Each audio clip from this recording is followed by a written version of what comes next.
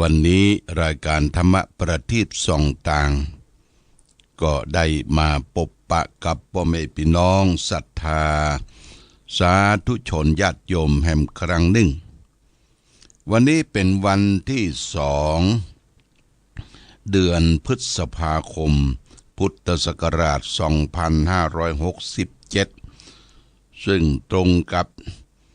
เดือน7เหนือเดือน5ใต้แรม9ค่ำญาติโยมก่อนอื่นต้องขออภัยเข้าในห้องส่งล่าจ้าไปประมาณ 5-6 นาทีเพราะว่าช่างเทคนิคบ่ได้ตันมาถึงเวลาต้องขออภัยมาณโอกาสนี้โดยกับญาติโยมท่านผู้ฟังทั้งหลายวันนี้ได้มาพบญาติโยมท่านสาธุชนเป็นวันที่2 แต่ว่านี้เป็นวันที่1วันแรงงานของชาติแรงงานของชาติทางกระทรวงแรงงานก็บอกว่าปรับค่าแรงงานขึ้นเป็นคนละ400 บาททั่วประเทศ400 บาทเป็นฐานเบื้องต้น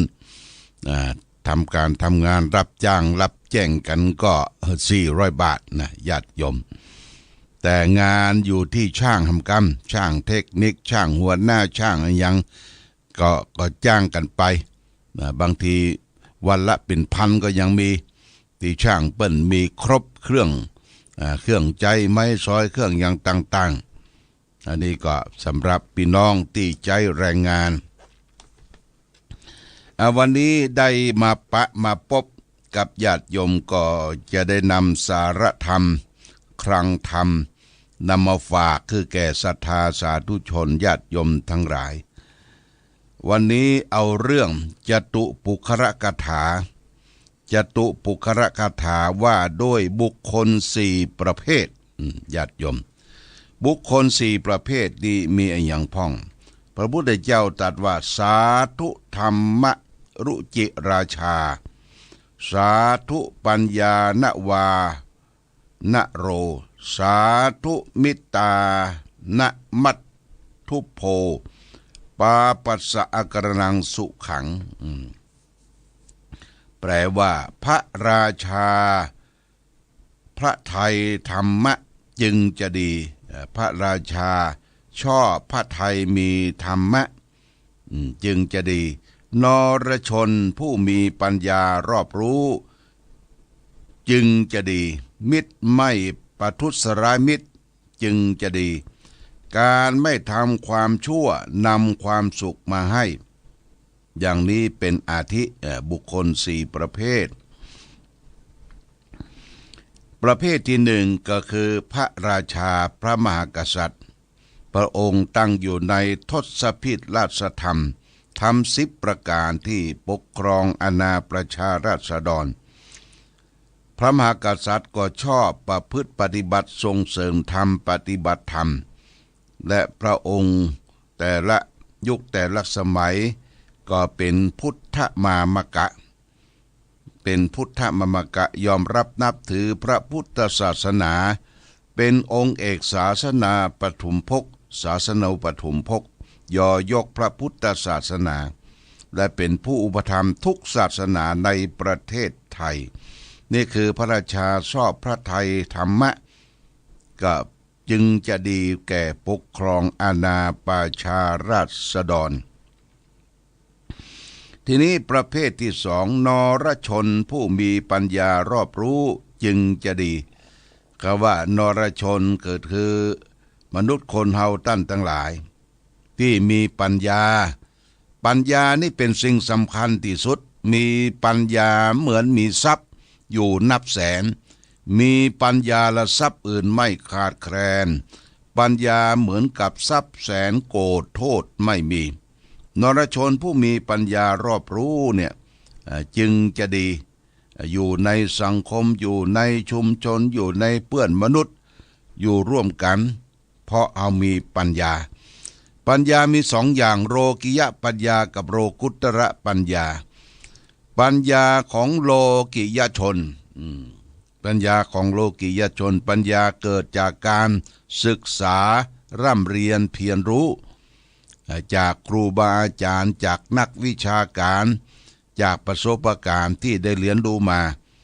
แต่ปัญญาอย่างนี้คิดเก่งทำเก่งทำอย่างเก่งแต่เอาตัวบ่ฮอดเด้อเอาตัวบ่ฮอดเด้อเป็นปัญญาของโลกิยชนและก็ปัญญาแห่งประเภทหนึ่งที่ทางพระพุทธศาสนาส่งเสริมก็คือโลกุตระปัญญาปัญญาที่อยู่เหนือความทุกข์อยู่เหนือโลกอยู่เหนือการเกิดแก่เจ็บตายเนี่ยปัญญาอย่างเนี้ยคือเฮาและท่านทั้งหลายได้คิดพิจารณาว่าอยู่อย่างใดจะให้มีความสุขอยู่อย่างใดเกิดมาทำไมและจะไปที่ไหนต้องคิดตัวนี้ปัญญานี้ถึงวันเฮาอยู่อย่างใดถึงจะมีความสุขความสุขมีสองสถานคือสุขกายแล้วก็สุขใจสุขกายนี่คือร่างกายเป็นอิสระนะญาติโยมนะร่างกายเป็นอิสระบ่มีโรคภัยไข้เจ็บรับประทานอาหารตามถูกสุขลักษณะวันละ2 มื้อ3 มื้ออาบน้ำอาบท่าคัดฉีดชวีวันแปรงฟันทำความสะอาดเช็ดถูร่างกายนะแล้วก็ความเจ็บไข้ได้ป่วยเกิดขึ้นมาก็ต้องเยียวยาดูร่างกายนี้เป็นส่วนประกอบที่สำคัญที่ประกอบไปด้วยธาตุสี่ธาตุดินธาตุน้ำธาตุไฟธาตุลมและจะเอาสิ่งอื่นเข้ามามะหมมเข้าสู่ร่างกายเช่นว่าไปสูบบุหรี่ไปสูบยาเสพติดไปเอาสิ่งที่เป็นสารพิษที่เป็นเหล้ามักดักดองอย่างต่างๆมาเสพมาสูดมากินมาทองอยู่ร่างกายเรียกว่าไปซ้ำเติมร่างกาย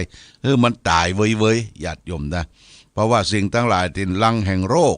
เป็นลังแห่งโรคภัยไข้เจ็บต่างๆอย่างสิ่งที่เป็นแอลกอฮอล์ญาติโยมแกฮอนเริ่มตั้งแต่เบียร์อย่างต่างๆนี่นะกินมันเป็นพิษเป็นพิษต่อร่างกายแล้วก็สิ่งอื่นร่างกายดีเมื่อร่างกายดีและจิตใจต้องดีตัวกายกับใจเนี่ยต้องหาความสุขคือกายกับใจความสุขใจก็คือความสุขที่ปราศจากมรมนทินเครื่องเศร้าหมองเครื่องเศร้าหมองต่างๆอยู่ในตนในตัวเฮาเนี่ยเป็นมรมนทินเป็นเครื่องเศร้าหมองมีถึง9อย่างเครื่องเศร้าหมองญาติโยม9อย่างนี่เครื่องเศร้าหมองอย่างพ่องที่มีอยู่ในตนตัวเฮามรมนทินเครื่องเศร้าหมอง9อย่างอันนี้จะได้นำมามาจามาเป็นเครื่องบรรณาการของฝากคือแก่ศรัทธาญาติโยม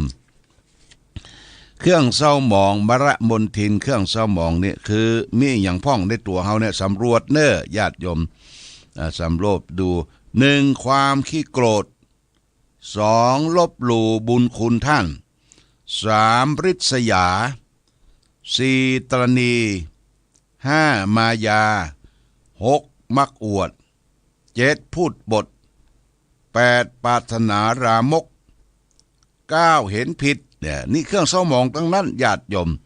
ไปมีในตัวเนี่ยเพื่อให้กำจัดออกมรมนทินเครื่องเศร้าหมองต่างๆเช่นว่าเรามีความขี้โกรธนักเปิ้นให้กำจัดด้วยเมตตากรุณาพยายามเอาเมตตากรุณามาใช้กำจัดเครื่องเศร้าหมองลบหลู่บุญคุณท่านกำจัดสู่ได้ความกตัญญูกตเวทีบางคนนี่บ่ฮู้จักกุลนะญาติโยมบ่ฮู้จักกุลพ่อกุลแม่กุลผู้เฒ่าผู้แก่กุลครูบาอาจารย์กุลแดดกุลลมกุลฝนกุลที่อยู่อาศัยกุลที่อยู่อาศัยอย่างผ้าเครื่องครัวใบต่างๆที่เฮาใจบางคนบ่ฮู้จักกุลเอาไปใจแล้วก็ไปนุ่งแล้วไปห่มแล้วบ่เก็บบ่เคลียร์บ่ตึงบ่ตากบ่ซักนี่บ่ฮู้จักกุลน่ะเนี่ยลบหลู่บุญคุณท่านต่อพระผู้ใหญ่ต่อผู้ที่มีอุปการะคุณเฮากำจัดเสียด้วยความกตัญญูกตเวทีต่อไปจิตใจลิษยาเครื่องเศร้าหมองลิษยาคนอื่นญาติโยมขวาย ตั้งกำมือเขาว่าควายคนนั่นควายคนนี้เปิ้นได้ดีอดทนทนอยู่บ่ได้จะว่าเปิ้นถูกหวยโรยเบอร์ก็บ่เกี่ยวข้องกับตัวเองไปอู้ว่าโอ้พอเถอะบ่เหมือนชิบหายละไปว่ามันแย่หยังเนี่ยใจอิจฉาริษยาคนอื่นริษยาเนี่ยแก้โดยมุทิตาจิตนะญาติโยมมุทิจาติตแปลว่าความพอยินดีแก่ผู้อื่นเมื่อได้ดิบได้ดีเนี่ยมันมีคำแก้กันนะต่อไปมนทินที่เป็นเครื่องสมองคือตรณีขี้เหนียวบะจกบะจายบะกินบะตานตานีขี้เหนียวเนี่ยคือกำจัดสุริจาคะแบ่งปันเอากินเอาทานตามเจตนาช่วยเหลือเฟื้อฟ้าอนุเคราะห์สงเคราะห์ซึ่งกันและกันนะต่อไปเครื่องเศร้าหมองตัวต่อไปคือมายาสาไถเป็นคนมายานักญาติโยมมายาเจ้าเล่ห์สาไทยเนี่ยกำจัดด้วยความจริง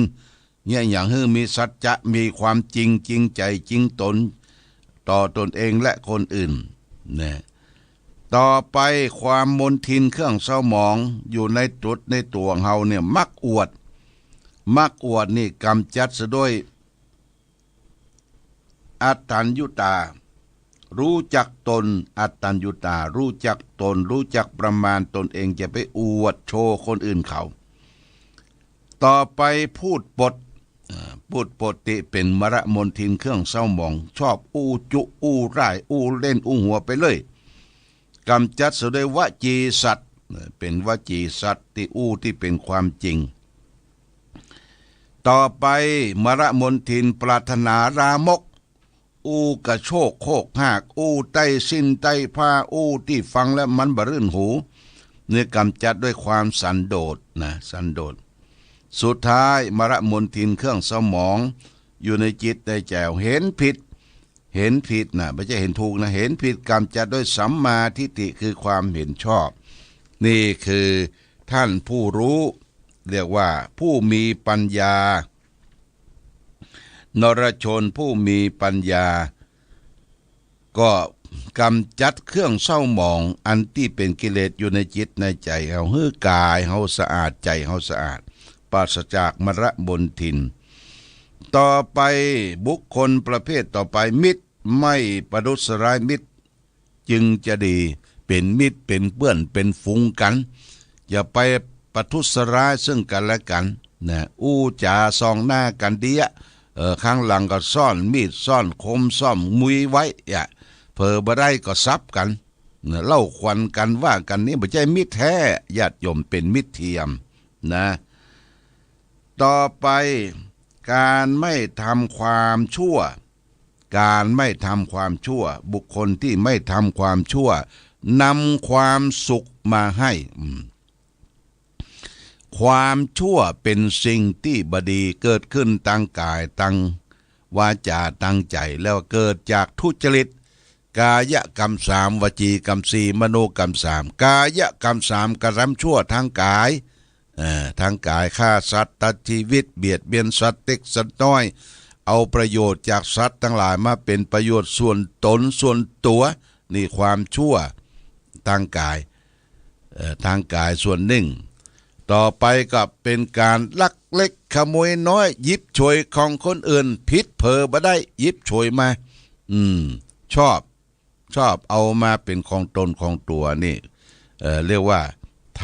ำละเมิดในสิ่งที่ของเปิ้นมีอยู่แล้วที่เปิ้นมีกรรมสิทธิ์อยู่แล้วเอามาเป็นของตนต่อไปก็ประพฤติผิดลูกเมียคนอื่นเขาบ่ไว้หน้าไว้ตาไผละชอบเป็นคนโก้เหลวไหลเป็นคนที่อวดโชว์ตนว่าเป็นคนเก่งเป็นคนเก่งมันไม่ใช่พระเอกนะคนเฮานี่ไม่ใช่พระเอกเป็นพระเอกได้บ่ได้เมินญาติโยม